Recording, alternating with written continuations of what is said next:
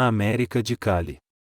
Hoje vamos falar do América de Cali, um clube que se liga à política de duas formas, na questão religiosa com o famoso diabo em seu escudo. E principalmente na questão dos maiores patrocinadores da sua história, o Cartel de Cali, liderado pelos narcotraficantes conhecidos como Irmãos Orejuela.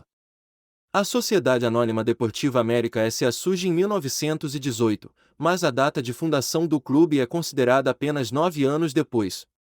Isso aconteceu pois o novo Clube América, por iniciativa de um grupo de jogadores, acabou mudando o nome para Clube Racing em 1923, e depois para Independiente, quando adotou a cor vermelha.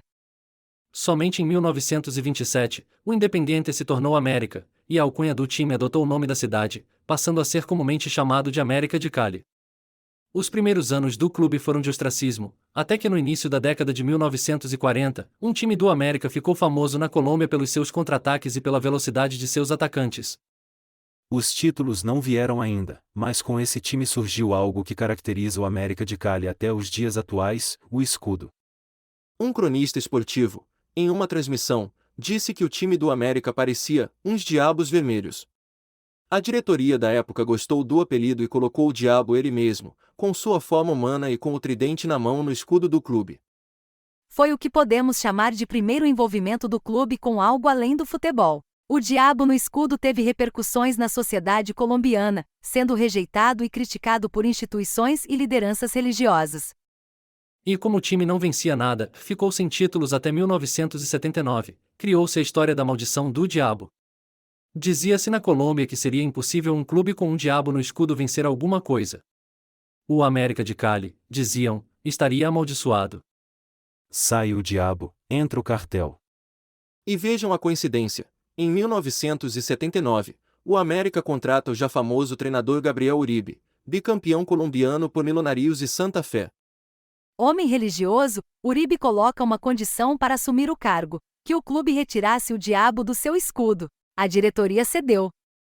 E logo no primeiro ano sem o capeta no escudo, Uribe e o América venceram o primeiro título colombiano da história do clube. Esse título iniciou a década gloriosa do time de Cali. Foram 6 títulos colombianos, sendo 5 consecutivos, único pentacampeão da história da Colômbia, além de 3 finais de Libertadores disputadas, perderam as 3. Tudo isso sem o tinhoso no escudo. Mas é claro que foi apenas uma grande coincidência.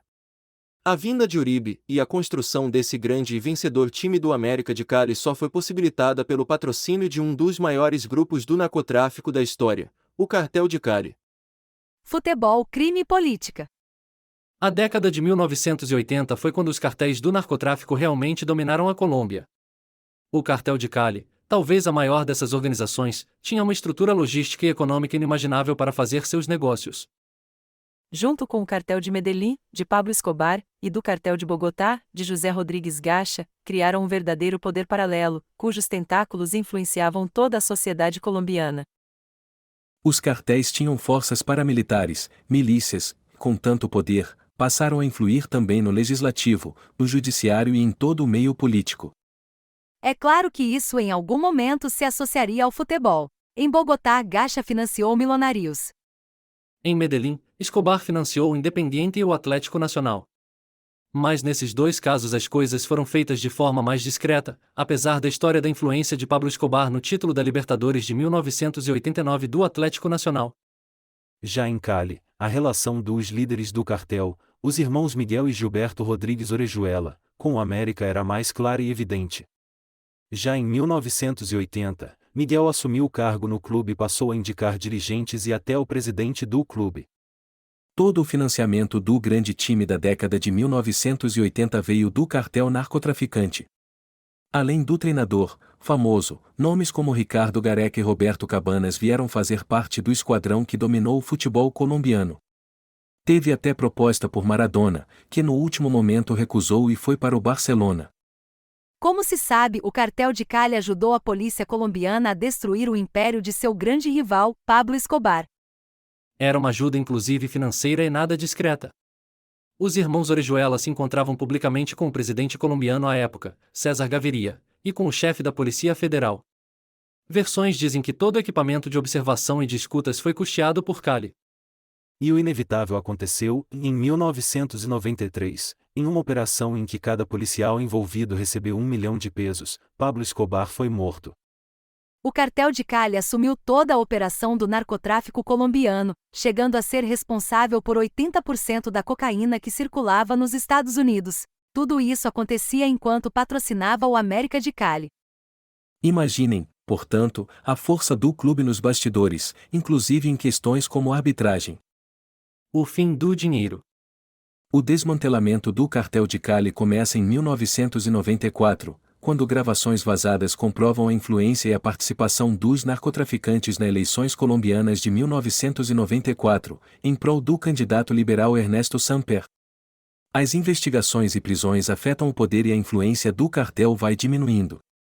O América de Cali ainda consegue mais um vice-campeonato da Libertadores, em 1996, perdendo a final para o River Plate. Depois disso, não consegue mais mostrar força. E o Diabo? O Diabo voltou para o escudo em 1990, depois da saída do treinador Uribe. A torcida desconfiou, mas aceitou novamente o seu mascote. Recentemente, em 2019, o clube tentou emplacar um escudo comemorativo com a letra A substituindo o famoso Capetinha. Foi rejeitado firmemente pela torcida e teve que voltar atrás 2 dias depois. Esse é o América de Cali, uma história vivida junto com o diabo e com o narcotráfico. Assine o canal Mundo Libertadores, informações, notícias, histórias e muitas curiosidades.